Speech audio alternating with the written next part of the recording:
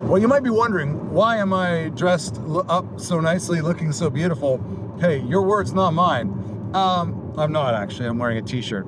I'm on my way to see The Musical Box. This is something that normally I would never think to go see a cover band. To me, it's the real thing or no thing. But everybody tells me, go see The Musical Box. You can't miss seeing The Musical Box. Some people prefer to see The Musical Box than the real thing or some of the other people performing from the band. Anyway, I finally am listening to people. I bought a ticket a long time ago, and I'm gonna go see The Musical Box. They're doing the Selling England by the Pound tour, and I'm excited. I think it's really cool. I think it's supposed to be really cool. Everyone's told me great things, so let's take a look.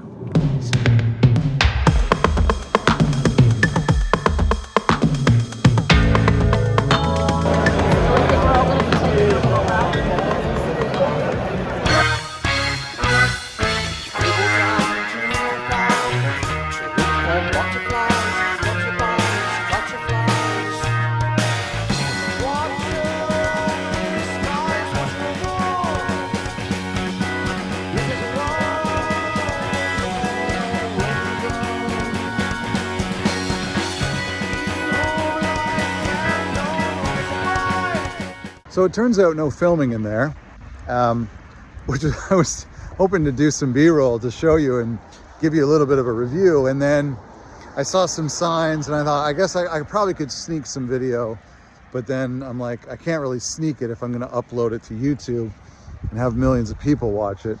So I was like, well, maybe I'll respect them and not take any photos or video, which is a bummer. But I think maybe I can pull some stuff from their YouTube channel to show you. Anyway, maybe I'll head back to the car and I'll give you a little review. So let me tell you about all of the really good things. There weren't any bad things, but let me tell you about all the really good things. First of all, I had this funny thought that was like, everything is authentic. Like I noticed a lot of the keyboards and stuff is authentic. I think they had a like, what do you call it? The organ, the tape loop organ. Why am I blanking on this now? I'll flash it on the screen. I'm an idiot. I'm trying to find a McDonald's because I want a McFlurry. They've got this new kind of McFlurry. Anyway, it doesn't matter. So they have this, everything is authentic. The costumes are literally the costumes, I believe. The back set is the actual back set. Everything is legit. I had this funny thought because it really is like seeing Genesis there, because they're playing small theaters too. So they're playing the size of theaters that Genesis would have been playing on this Selling England by the Pound tour. And so what I thought is it would be funny, because the sound was really loud and you got to hear like big, warm, thick kick drums during Watch of the Skies, which is really cool and exciting. And I thought that's something that people back then wouldn't have got to experience. I thought, wouldn't it be interesting to hear like The Musical Box perform with the same type of sound setup and PA system that Peter Gabriel and the band would have been forced to use back in the day? I mean, it would be atrocious, right? Like you wouldn't really be able to hear very much. I don't think people would pay $80 a ticket in a fancy theater to hear that. But I just thought that'd be kind of funny, because is it not slightly inauthentic to have, you know, like all big booming bass and everything? Maybe it did sound like that in the 70s. I don't know. I'm not looking at the camera. Sorry, I'm looking at the road here. I don't want to crash. Anyway, that was just a thought.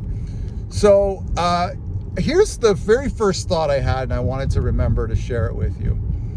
The very first thought I had was, you know, the Peter Gabriel person comes out in in the wings, right? Like the bat wings mask and everything. And I don't know, from where you're sitting, you don't know how tall this person is, but they're very intimidating, very frightening to look at. And I just was thinking how interesting this would have been for somebody seeing this band for the first time in the early 70s and seeing this person come out. Now we know it's warm and fuzzy Uncle Peter. But back then, it would have been like, this guy is spooky. He's haunted. Anyhow, I was thinking, like, I just thought I found him to be kind of frightening at the beginning, and I thought, but I know the context and I know how the story ends, but I would be so curious to know what people would have thought the very first time they saw that. And I think it also makes for a really cool band because, and again, I'm telling you everything you already know. We know the end of the story, but to see it in person and to kind of like see it in 4D and to be like, here's this like strange, mysterious character. And then you have like a really great drummer who's playing rock and roll and like funk and Motown and just kind of exciting things.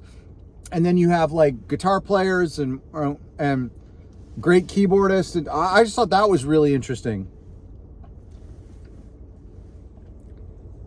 Because when you pair that, like just normal musicians, with this like haunting, imposing figure, where's the camera? Right here. That's when I'm like, that's when the band becomes really interesting, really something very special and exciting. And I think, like, I imagine those people in California seeing this tour for the very first time, and seeing this band for the very first time, not even hearing, barely just reading about this band and being so excited. I think of the production value of this concert compared to the production value of my YouTube channel. It is quite embarrassing. I apologize. Meeting McDonald's, driving at night, filming on a phone on my dashboard.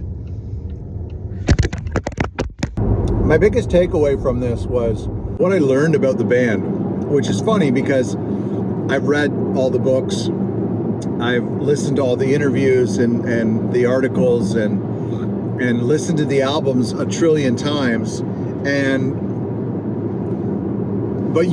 but to see them, and quote unquote them, but to see them in person, to see this like evolving human dynamic, one of the things that really stood out to me, and again, it's a little bit of projection because, again, we know the end of the story, but one of the things that kind of stood out to me was, as I was mentioning, Peter, this incredibly imposing figure, this dynamic figure, he is dressed in these costumes, and the rest of the guys are wearing white.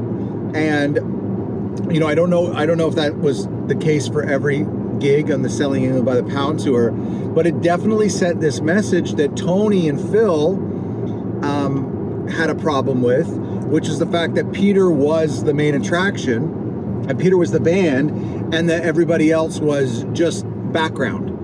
And you got that impression tonight. It's not to say, and I mean, these guys are emulating, so they're just doing what happened back then, and the band members were all equally fantastic, especially the gentleman who played Phil, like the guy on the drums, was great.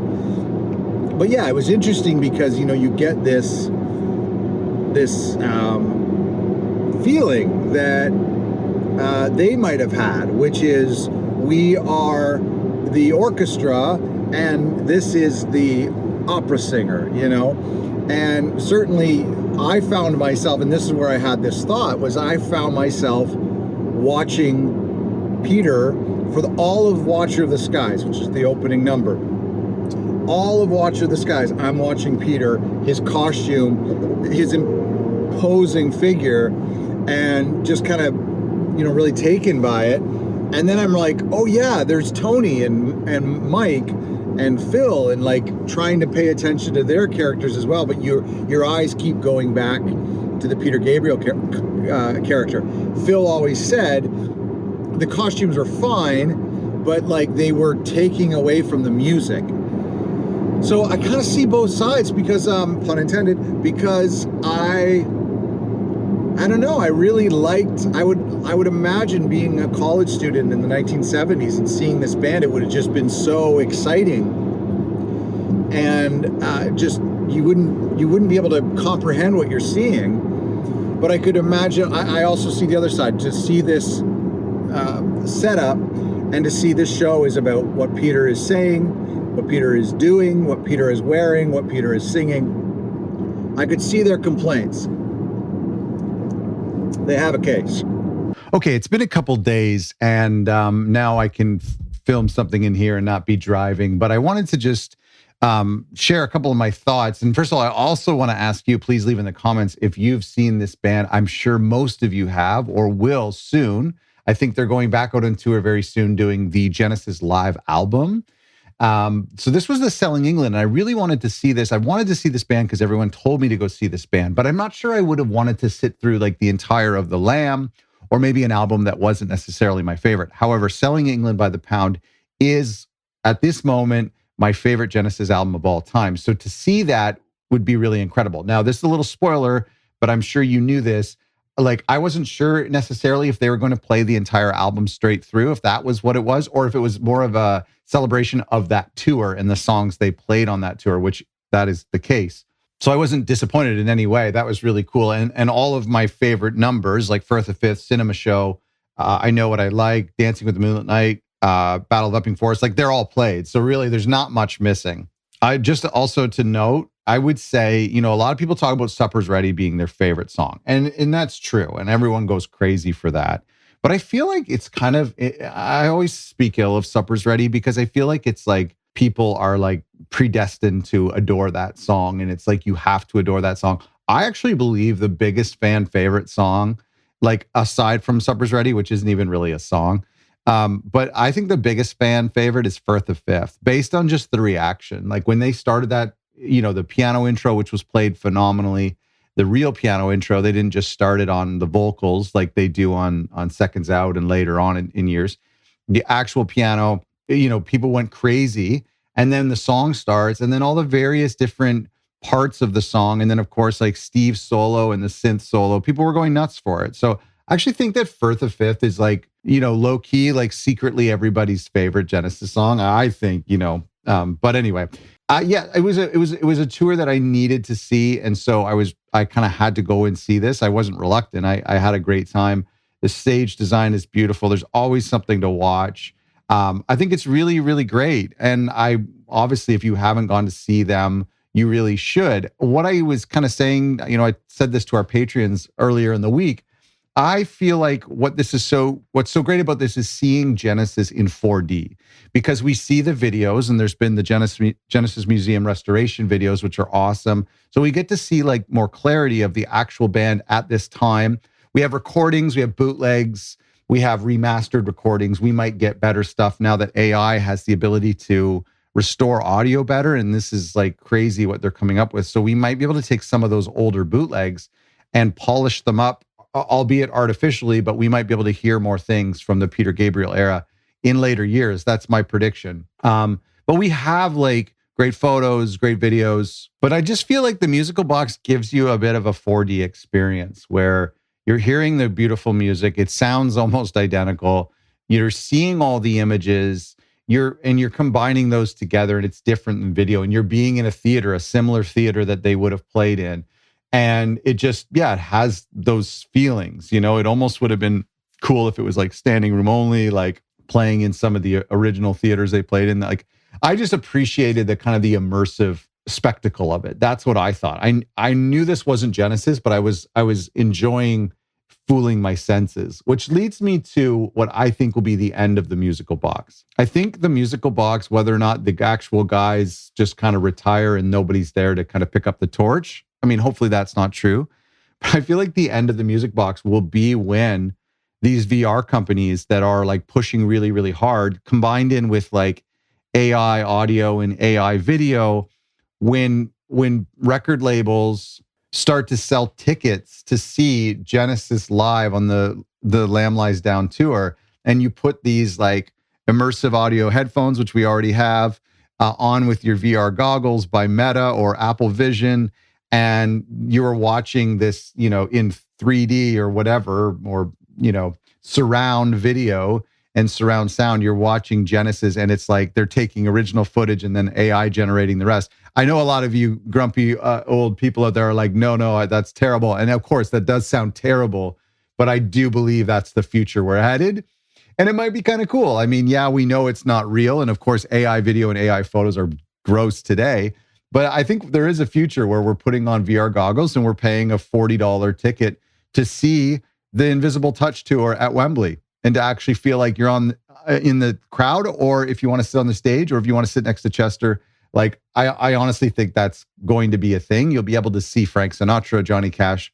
Anyway, I know, like, we kind of saw a whisper of it with ABBA and the hologram tour, but I think VR, we're getting there. And I think that will kind of scratch the itch that the musical box provides. But today, I love the musical box for the fact that it's just a really immersive Genesis experience. I love watching the old clips restored on YouTube.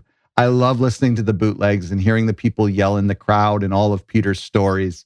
I love that. By the way, the main singer playing Peter on this tour, I'll just give a huge shout out because I have these bootlegs from this tour. I have one of the what's the one Trademark of Quality. I have a bootleg from their last show at the Roxy on this tour. And there's this moment, like right when it starts, and all the band members are tuning and playing a little bit of sounds, which this band does too. And I'm wondering if that's intentional to replicate the kind of just the unprofessional nature of this early band. So you're hearing like the kind of the bass, like tuning and stuff. And then Peter's like, hello. And when this musical box recreated that at the very moment, I was like, oh my gosh, this is an absolute, like, incredible replica of the original. And it's so cool to hear like these bootlegs and the stories, and then to hear them recreated, even right down to the way that Peter says hello to the audience. I was like, bravo, because after the first song, he did that.